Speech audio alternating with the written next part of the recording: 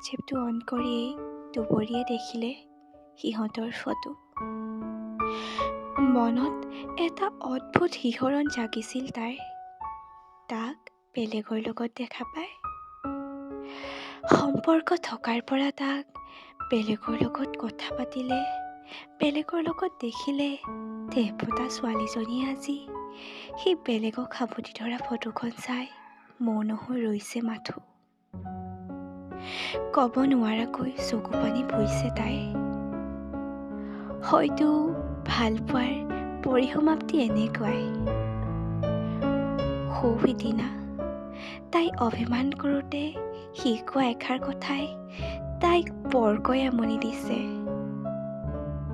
সৰু সৰু কথাতে তই কিয়নো লাগি আছ, তোক ভালে পাওঁ তই জানই, জানি বুজি লাগি আছ যিমানেই মৰম কৰিম সিমানেই তোক।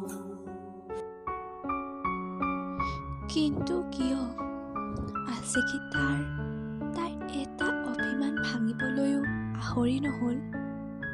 তাইৰ জেদৰ সন্মুখত আজি কি প্ৰেমেও হাৰ মানিলে?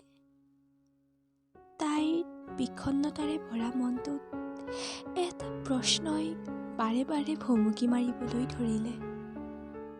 সঁচা ভালপোৱা মানে কি প্ৰতাৰণা?